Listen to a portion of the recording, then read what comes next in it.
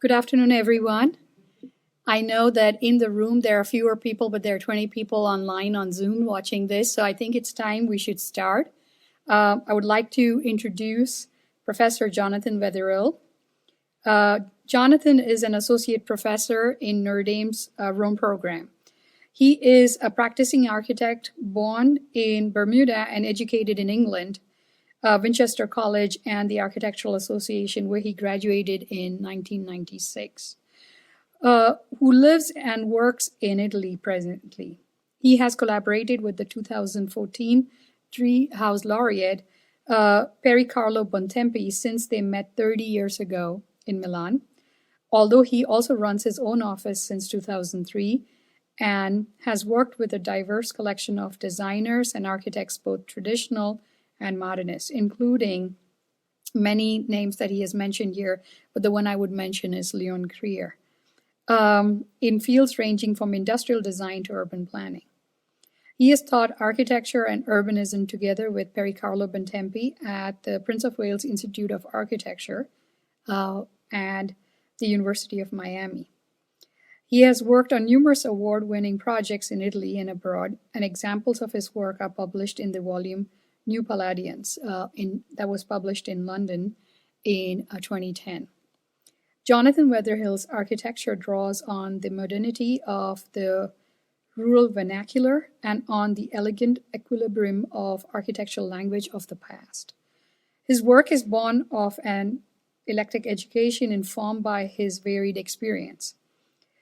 Central to his projects is the comprehension of local reality through archival and bibliographic investigation, photography, and watercolor sketches of examples of traditional architecture.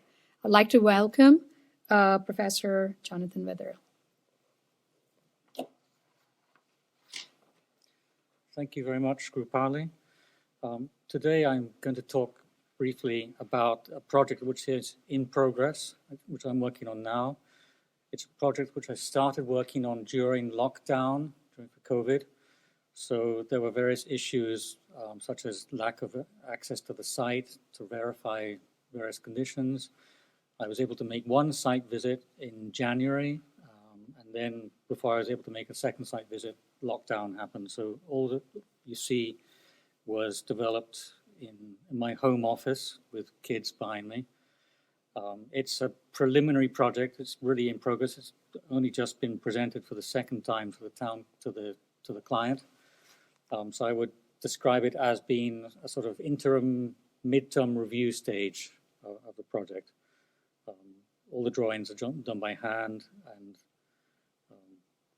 there's some vignettes, but no real final technical drawings. So it's particular in that it's an urban design project. It's a new, what you would term a new urban design project, but it is not a self-standing, isolated development.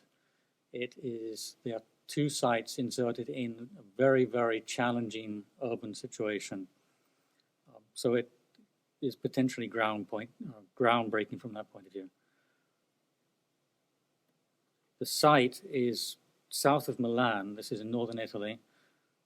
It's between Milan, which is a large city at the center of this, and Pavia, which is down to the south.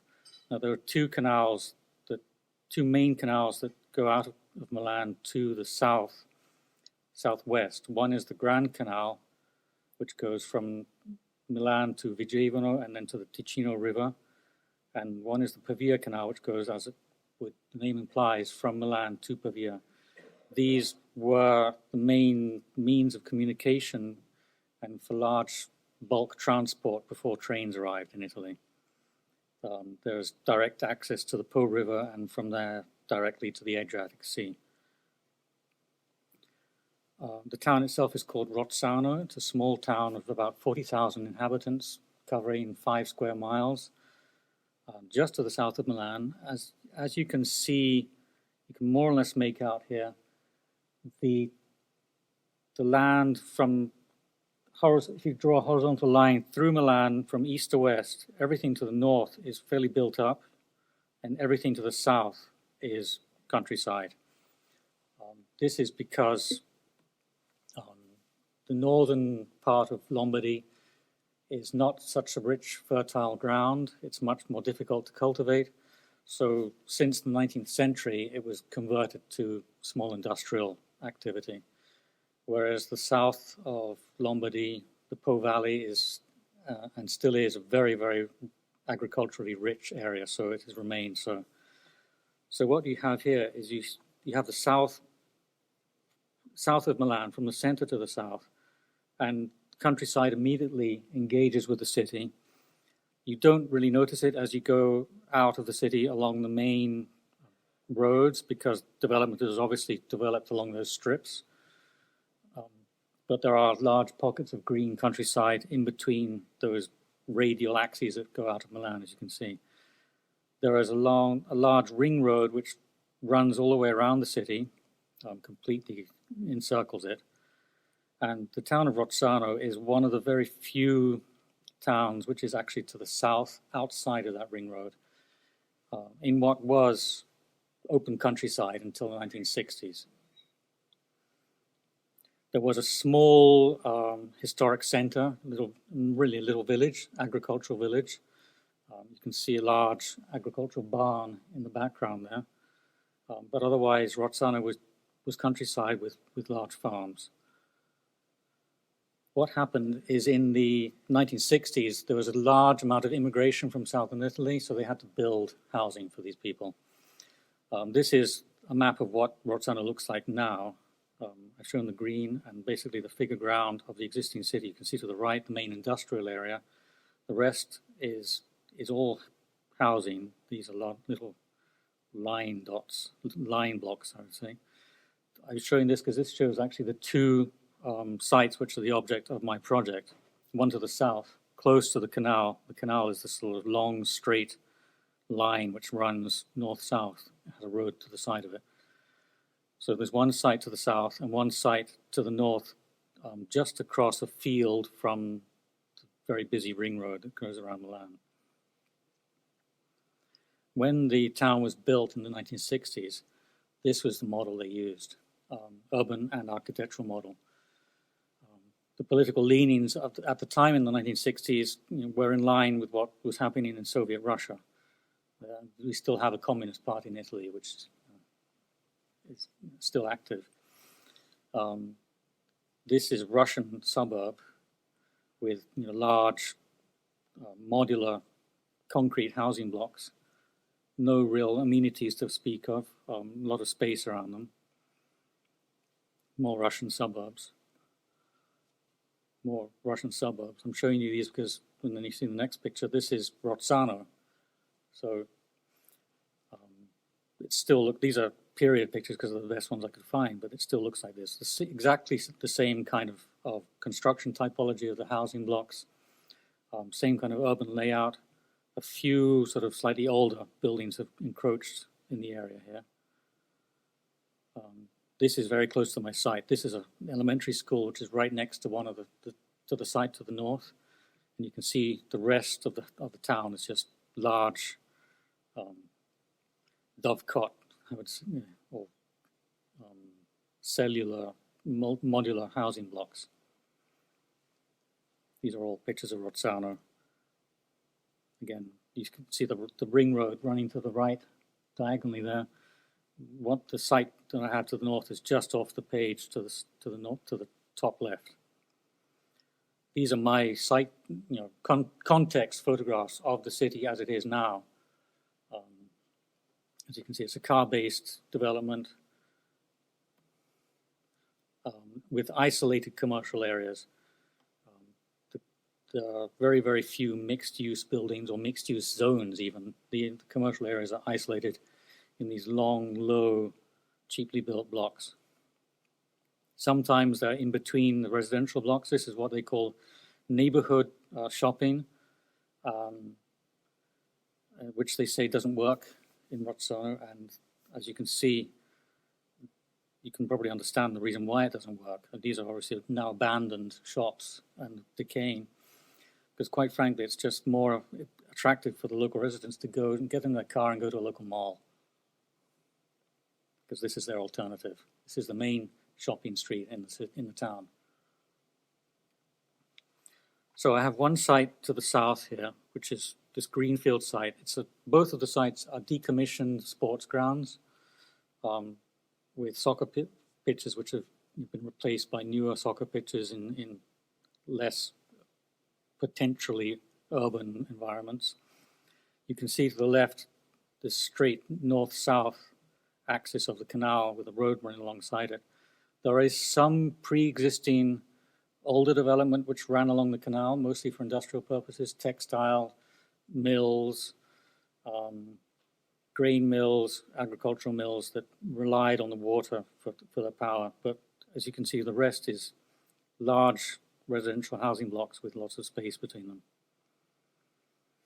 This is the site to the north, again, close to the ring road. You can see those block housing apartment buildings to the right, which were in the aerial photograph.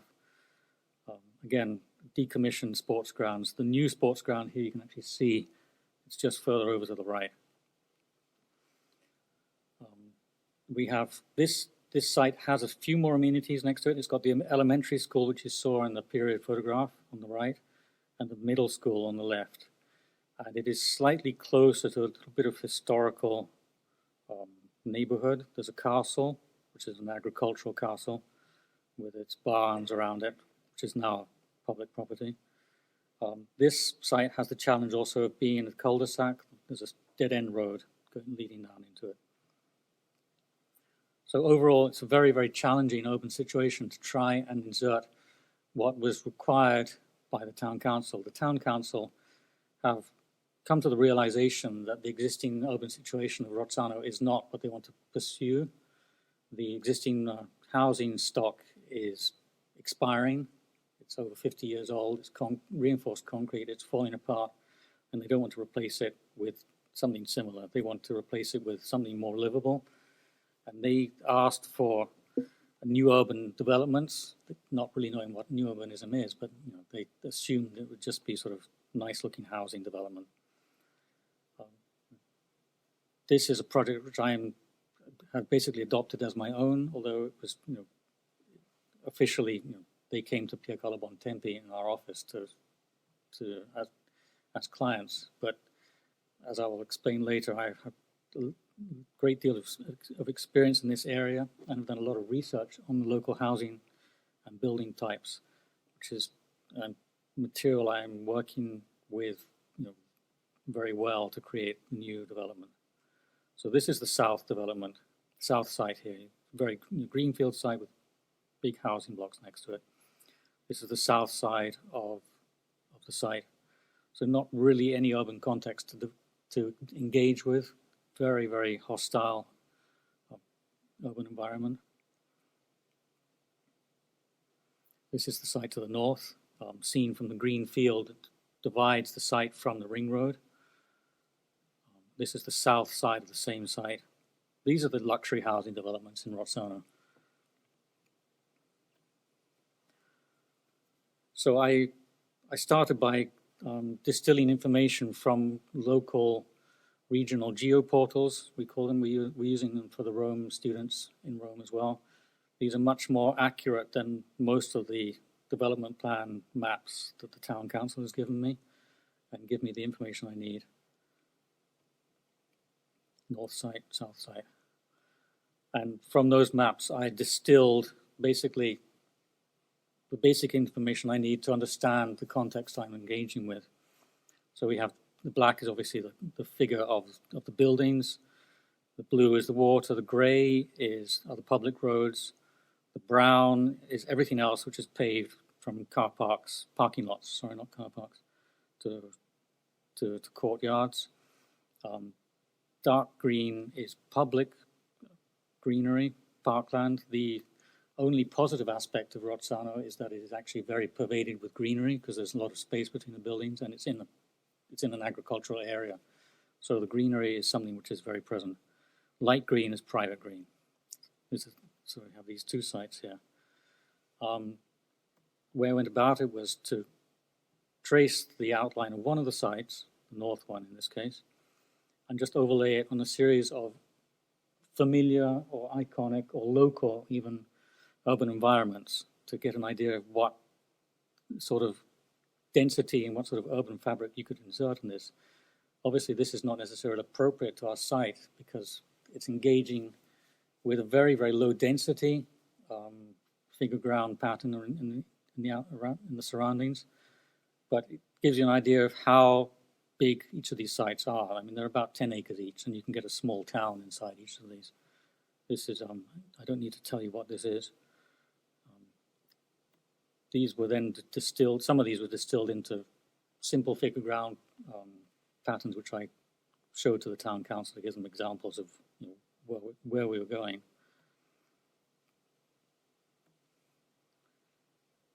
This one, if you're not familiar with it, is Sabinator. The aerial photographs aren't necessarily oriented north-south. Most of the figure ground patterns are. This is a local, it was important for me to look at local historic urban environments. This is along the Grand Canal from Milan to Vigevano. It's called Gaggiano. It's a very small town, basically agriculture with large courtyards.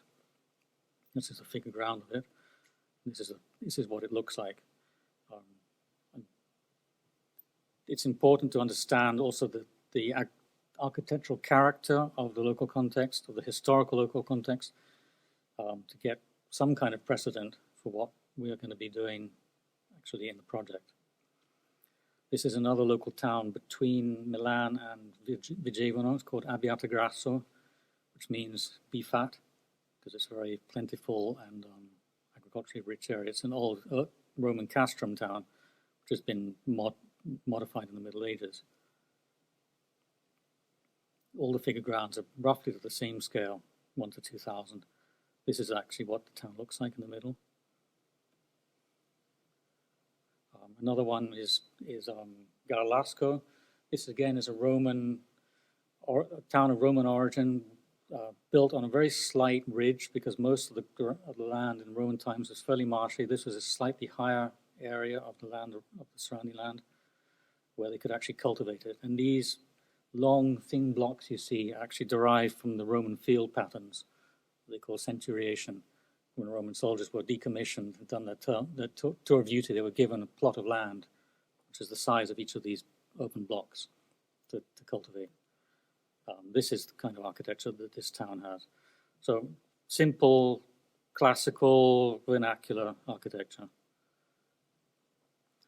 I looked at towns with portions of towns with a slightly more open relationship between built and unbuilt space, because I was looking for something a little bit more of a middle ground between very, very dense urban and what was surrounding the site. So we have Padua with its central area of consecutive squares around the Palazzo della Ragione. And we have Mantua, which is also a sequence of open spaces. This is not the area of Mantua Island I actually used as a precedent in the end. I used the area around Piazza Sordello, the Ducal Palace, which is a sequence of open spaces inside built fabric, which are public. They're surrounded by the overall Ducal Palace, but you can walk through them, and they're an extremely interesting sequence of open spaces. This is the parade ground, and this is Piazza Santa Barbara, so within the Ducal Palace. The other thing, obviously, of great importance to look at is the local architectural precedent, the historic architectural fabric around. So this is the castle in Rozzano. I looked at what the town had to offer in terms of precedent. This part of the castle is an old barn, which is now a library. This is the other barn, which is in the old center of the town, further to the south, which is again a library, because these huge buildings don't really have a purpose anymore for agricultural reasons. A little bit of the existing historic fabric of a small original village. Very simple, classical vernacular. And the canal. The canal obviously was the only real source of industrial activity in Rozzano up until the 1960s. This was a textile factory. These are the workers' housing for the textile factory. And that's the view from across the canal of the same workers' housing block. Other industrial buildings along the canal, housing along the canal. This is actually agricultural housing, still along the canal, front and back. So trying to understand where I can go in terms of architectural character, because when I'm working with an urban design, I don't do an open, although what I delivered to the town council in the end was basically a figure ground block diagram. It's very important to understand what that can actually signify in terms of architectural character. This is the central square of a neighboring town next to Rozzano, which basically set the bar for sort of maximum density of building I could achieve. 4-story buildings around compact urban spaces. And then other precedents I looked at were a little bit further afield. This is a farm manager's house and more workers' housing, which, as you can see, can be quite interesting architecturally. And again, local towns in the area. This is the rice production area called Loma Lina to the west of Milan, which has some very interesting neoclassical vernacular from the early 19th century, late 17th century, late 18th century. Mixture of residential and agricultural buildings.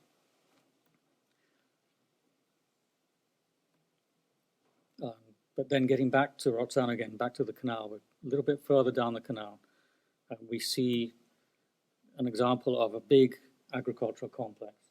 And this comes to one of my, basically one of my subjects of research, which is ongoing for over 20 years. My interest in agricultural architecture, especially in northern Italy, is I'm very, very interested in it and have looked at examples across the north of Italy for years and years. And because the actual local vernacular housing stock in Rozzano really doesn't offer a huge amount of variety, I went through a process of trying to distill non-residential precedents, agricultural precedents, and modifying them for a different use, for an appropriate use to our site. The agricultural complexes of northern Italy basically originate from this. They were then developed into this because the first people that actually drained the swamp that was the Po Valley were Cistercian monks. This is the charter house of Pavia, which is the mausoleum of the Visconti family. And it's both a monastery and an agricultural complex. The northern Italian agricultural activity then developed from the Middle Ages through the Renaissance up to the 19th century and formed large, almost Roman forum-sized, shaped and sized agricultural complexes. This was featured in Bernardo Bertolucci's film Novecento, and it's in the province of Parma. The court format originally was also for defensive purposes because Italy was not a particularly safe country.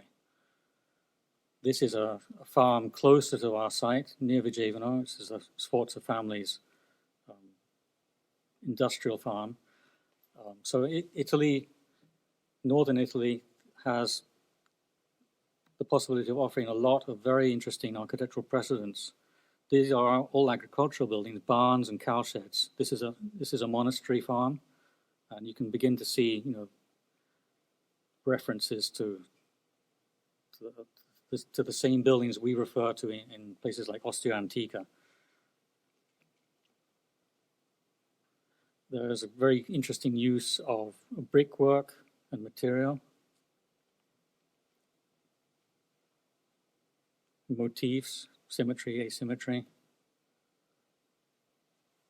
These are all barn buildings. This is along the Grand Canal again. I won't bother you with the references to Rome here. This is another farm, which is a defensive farm, has a moat on the right and these fortified towers to enter it.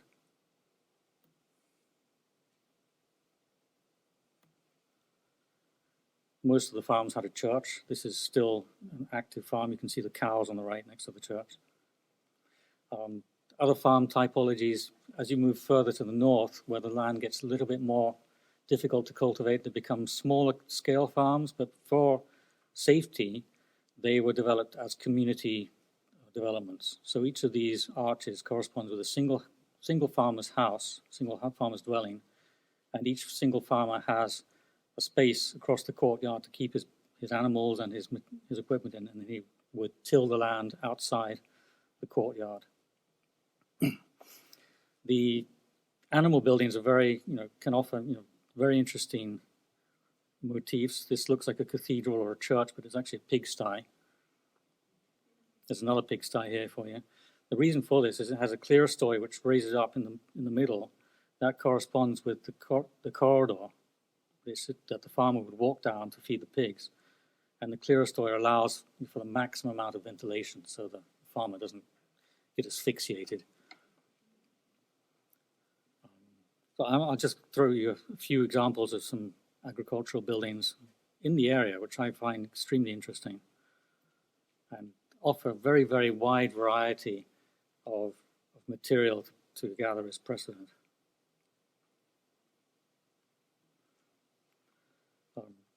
Some of the farms, as the first one I showed, which had a castle in it, are quite monumental. These are all single owner farms which had dozens and dozens of people working on them and had areas of up to about 2,500 acres of land. A very iconic farm we took our students to just outside of Mantua last year. It was designed by this same chap who designed this building. He was also an architect of military architecture. And this is called the Spinosa. It's the Gonzaga family's rice production farm. The Gonzaga family maintained their richness after military activity. Thanks to their agriculture, they provided rice to the Republic of Venice. The tower you can see in the end was designed by Fanelli, who was Giulio Romano's mentor, and the barn buildings were designed by Giulio Romano. Some of them were modified later on. It's a large courtyard complex with a moat around it. And this is an industrial farm. I mean, the Italian, you'll understand why I'm talking about this in a minute. The Italian agricultural industry worked at a very large scale with industrial processes from the Renaissance, and these were studied across Europe by great landowners in France and in England who sent their architects to Italy to study not just precedent in Rome, but to see how Italian farmers worked the land and what kind of buildings they used. And they brought that back to England and created the modern English large-scale industrial farm. This is still part of the Gonzaga's farm complex designed by Giulio Romano. This is the port building, and the rice is loaded onto barges on these little canals and eventually down to the River Po and all the way down to Venice. Another person who did a lot of agricultural architecture was a guy called Palladio. He's famous for his villas, but as you can see, the villa itself is also many of his villas have this aspect of rurality to them. They're not fancy ornate villas, and they are associated with farm complexes. These are villas which served to cultivate the land inland from Venice. This is the agricultural courtyard of the Villa Rotonda. This is across the road. This is the agricultural complex of the Villa Valmarana ai Nani. The stables. This then leads into what the English call the ferme ornée. As I mentioned, large English landowners and philanthropists sent their architects and their artists to Italy to do the grand tour. But they also sent them, as I mentioned, to study how the Italians cultivated the land, how they managed industrial agriculture. And they came back and wrote a number of treatises about farm buildings, farmhouses, management of farms. This is one by a chap called John Plore from the late 1700s. He was a contemporary of John Soane, Robert Adam. These are some of the pattern book designs that he came up with after visiting Italy. Converted into a more, he's taken the Italian agricultural vernacular and converted it into an English vernacular. And I'm looking at this because I'm trying to create the same process, looking at the Italian agricultural vernacular, turn it into a residential new vernacular for a town which has really no context for me to engage with. This is the farm complex of Holcombe Hall. Holcombe Hall was designed by William Kent. The farm complex was designed by Samuel Wyatt. Samuel Wyatt was James Wyatt's older brother. The whole Wyatt family were all architects. This is the great barn of Holcombe Hall. These were the first so-called model farms in England. Holcombe Hall is still one of the largest farms in England. I think it's like 10,000 acres, and very successfully working a huge amount of industrial land. Robert Adam also did a model farm. This is in Scotland, in a place I can never remember. It's Colzine. Yes. Colzine is on the east coast of Scotland, just below Glasgow. This is an aerial view of it, right next to the sea. And he has this centrally planned model farm. And there is a great deal of attention paid to the architectural character of these buildings. The interior courtyards are basically derived from the Italian Lombard model. Some architects got a bit more fancy. This is the barn at Badminton House. And this is William Kent's cowshed at Rousham. It actually was a cowshed.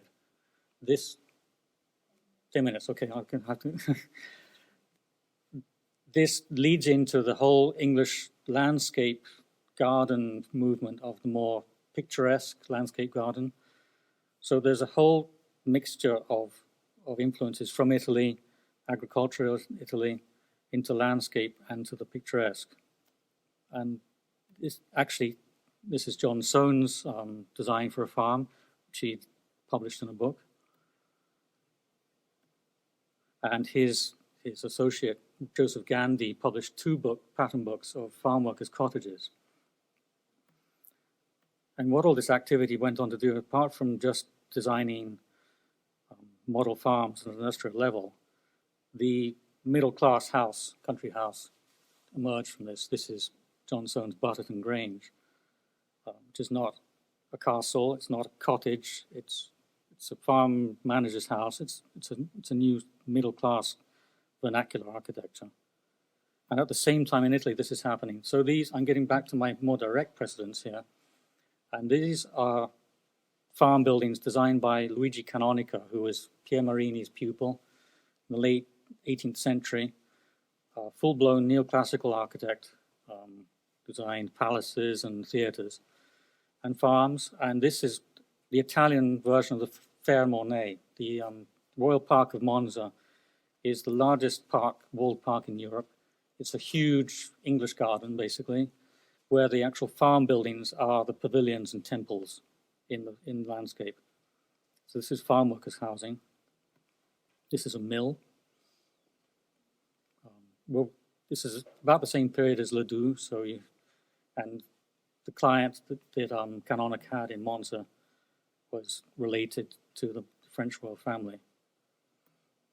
This is a pheasant house. This is just an agricultural building, all designed by Luigi Canonica. Another barn. And you can notice the very interesting use of material. I mean, I'm looking from an urban scale to the small detail. You've got flint stone, you've got cut stone coining, you've got brick arching over the windows. This is another farm by Luigi Canonica for a villa. It's a stable court, which is actually where the family spent their time. Again, you have a rough stone infill, carved stone trimming, and I don't need to mention the classical precedents that he was looking at as well. You even have the cryptoporticus underneath it. So this gets into my own work. This is as well as the agricultural architecture of the area, the residential architecture of the area. The other precedent I looked at for the project in Rozzano was my own architecture. This was a design for a 50-room, 5-star hotel on the lake, about 2 miles to the west of Rozzano, so same context. Precedent for this was actually an abattoir, slaughterhouse. This is another farm which I worked on near Bergamo. This is what it looked like. It was a 1900s, mid-1900s farm, one of the last built. Very poor construction, very, very simple architecture. But I basically retrimmed it and redesigned it as a sort of ferme ornée. This is another farm very, very close to Rozzano, just to the west again. A large Lombard industrial farm to be converted into residential use. This is what it looks like at the moment. And these are some initial sketches for some residential courts of this and the overall setup. So you begin to get an idea of an urban environment, sort of semi-urban plan and architectural plan that I've been working on in the area for decades. I mean, these are long, ongoing projects. So getting back to our site, we have one on the south here, really surrounded by a bit of parkland, some big residential blocks, and this is what I ended up putting in it. I won't go through the whole process of the design, but you can more or less make out, it's very simply what I did is I carved up the site into easily manageable blocks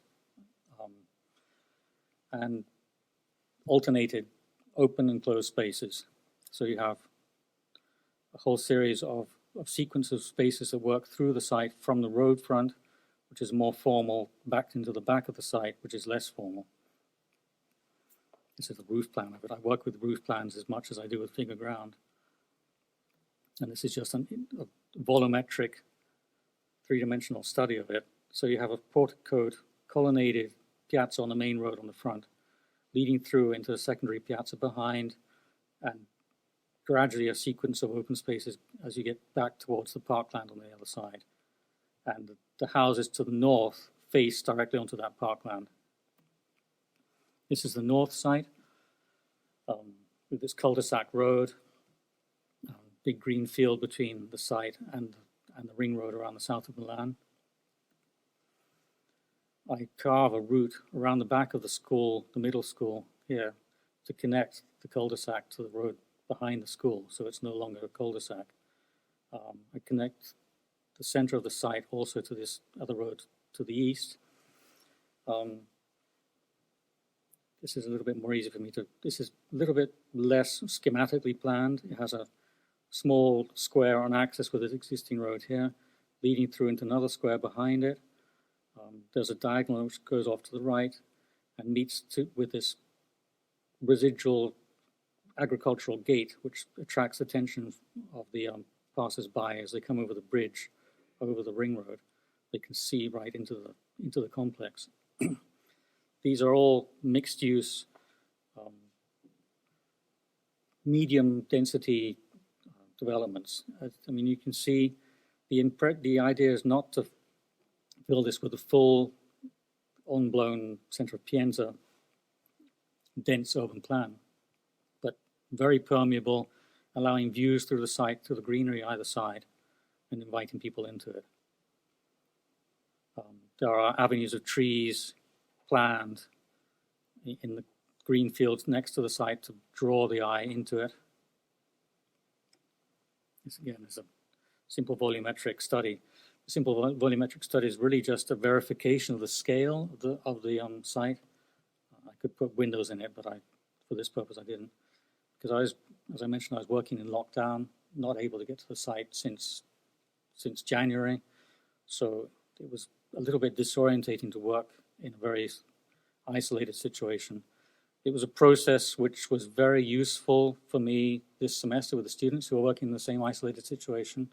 So I could draw a lot of parallels between what I was doing and what they're doing. And then finally we get to some initial indications of architectural character. This is the north side, which you just seen, looking from the central piazza on the main road, so the secondary space behind it, and a signature building, less fabric building, palazzo, that draws the eye into it. All the elements used here are elements you've seen in all the precedent photographs I've shown you. These are things I've been looking at for decades, as I mentioned, so they're very much sort of ingrained into my subconscious. This is the sort of welcoming piazza in the other development. This is the portico piazza facing onto the road with some double height spaces on the upper stories, leading you into the secondary piazza behind with an obliquely positioned building. A secondary piazza off to the right, leading you through a colonnaded passage to the parkland on the other side.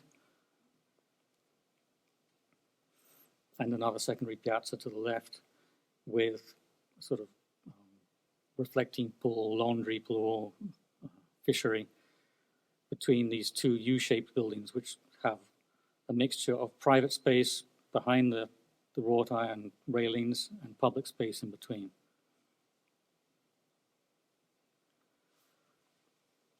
So that's basically what I've been working on while I've been teaching in the last few months. The next step is to actually work on producing a legally binding plan, which will become part of the development plan of the town.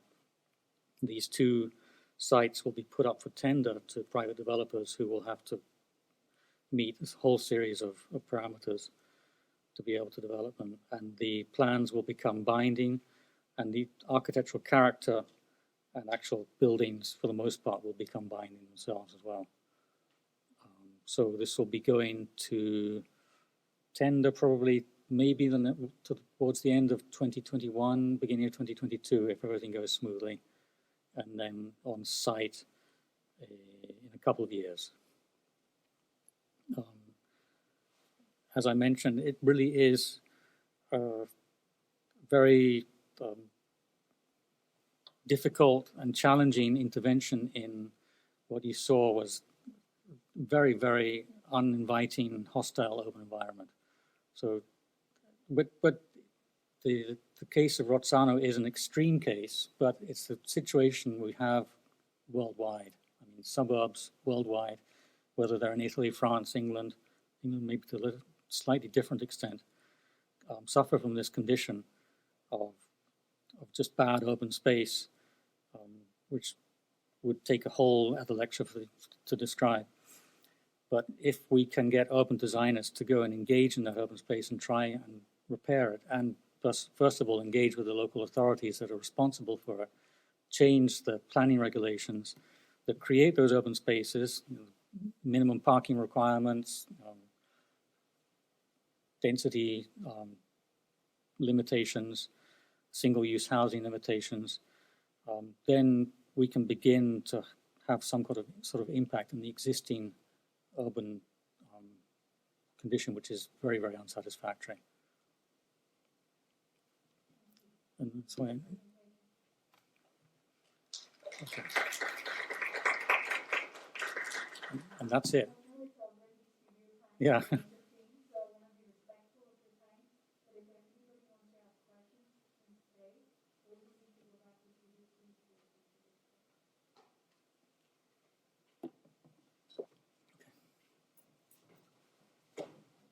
Yeah, Bailey, sure. Ping pong tables? Oh, yeah, definitely. Yeah, definitely ping pong tables. Yes, definitely. The best example of this kind of work that I have seen and built in Weatherill is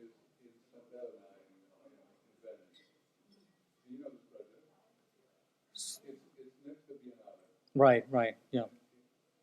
And it's a remarkable project Mm-hmm. in a different region with a completely different topological structure and a different expression. But its greatest weakness for me was how bare the buildings are on the ground floor. Mm. When the street is that broken up into smaller buildings on smaller blocks, and they are each one of them entered separately and therefore blank on the street, Yeah. it generates a certain kind of emptiness that is not particularly street friendly. Yeah. And I'm wondering whether it might be worthwhile to consider some kind of topological variety in this project that allows for two entrances or some kind of front-back entrance that generates a more compelling street. Absolutely, absolutely. I mean, Because this. I think Yeah. what is beautiful about what you're doing is you're generating not only objects of a certain scale, but also a very powerful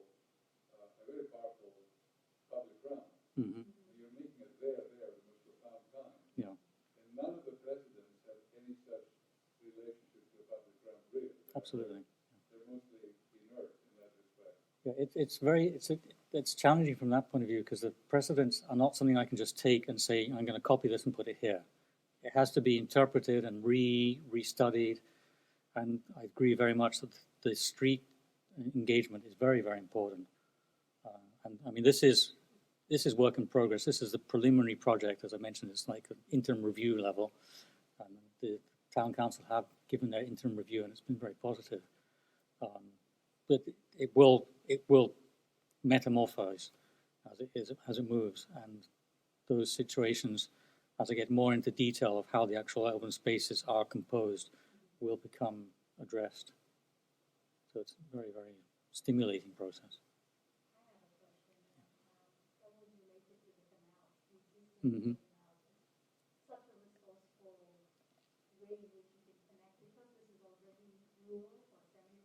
Mm-hmm.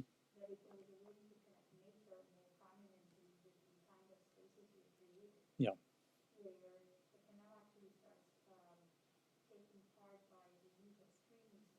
Mm-hmm. Yeah.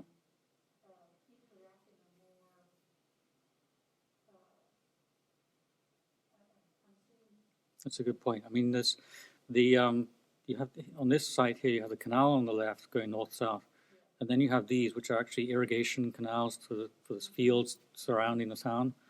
So the northeast boundary of this site is basically bounded by a little stream which these houses overlook.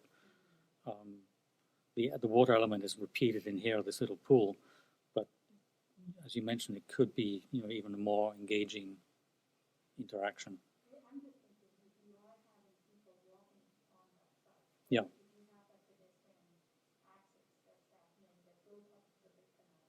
Yeah. Mm-hmm.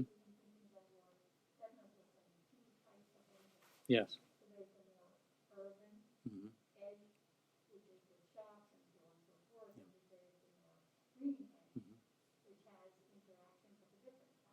Yeah, I didn't mention that too much because obviously there is vehicle access, which and then car parking lots to accommodate that.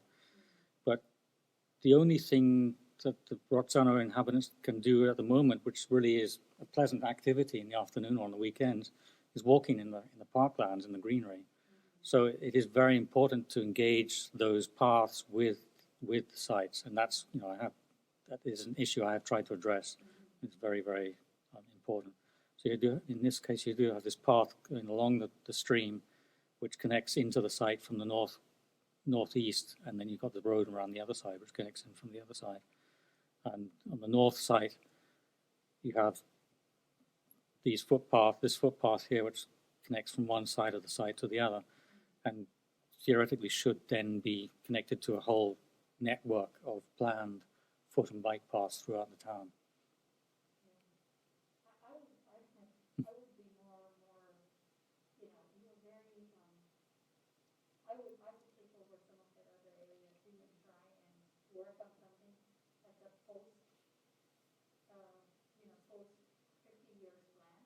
Yeah, yeah. Mm-hmm, absolutely, yeah. Yes. Well, the plan of the town council is that these will become models for future redevelopment of the city. So these will not be isolated developments anymore. They will spread and grow. So it's very important what you say to imagine what that will be like in 50 years and then go back and calibrate what is being done now to accommodate for that. Yeah.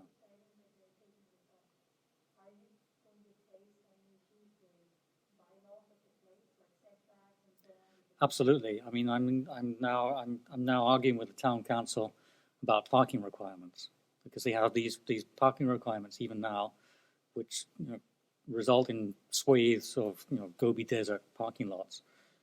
So my first, one of my first battles is to get them to understand that you don't need that, you don't want it. So I mean, that's one of the things I have to struggle against.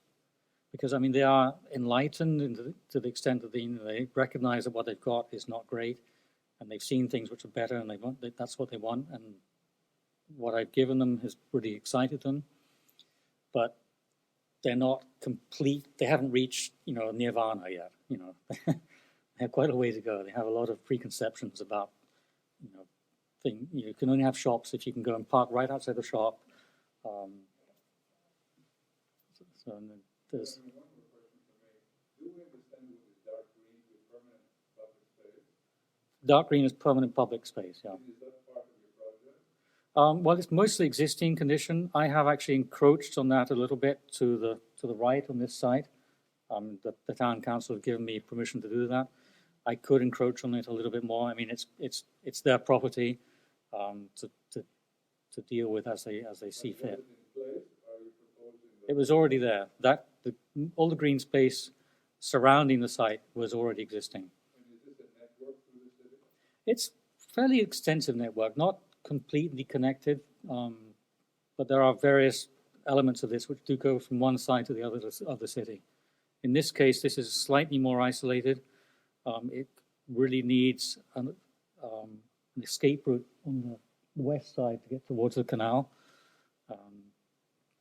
But there are other sites. There are the park, which is on the south, adjacent to the south side, does go from the canal on one side to the green fields on the other side.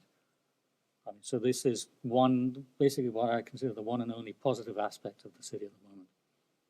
I'm asking the question because it is very clear that if this is used as a model for rethinking the city stuff post-war, of which we have quite a few examples, but particularly the three fingers, I think it's a very interesting process to also try to see how, particularly if you end up doing a much bigger master plan, Yeah. see how the densification and the reconsideration of this fabric might at the same time complete this other network. Absolutely. It's not only public space, but it's also planted. Because Yes. back to Santa Elena, the most absolutely most shocking and beautiful thing about it is the exterior streetscape of it, of which there are this enormous trees, maybe 60, 70, 80 feet high, that provide a magical environment around the density of the Yeah. and the intensity of the housing is vicinity.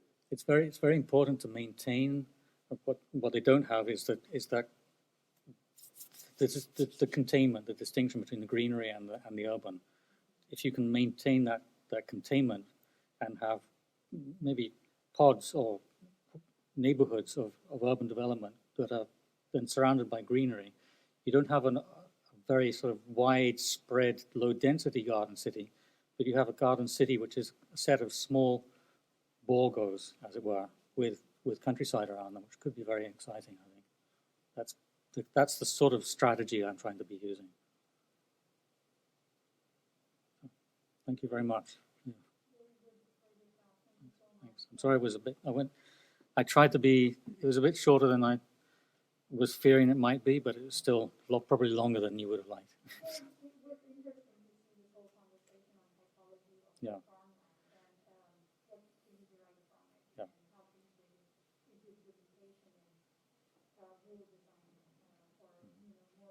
Yeah, it's a very, very rich subject. I mean, the same thing that the English architects did, coming to Italy and then bringing back and creating new vernacular in England, is sort of the same kind of thing I'm trying to do on a smaller level here.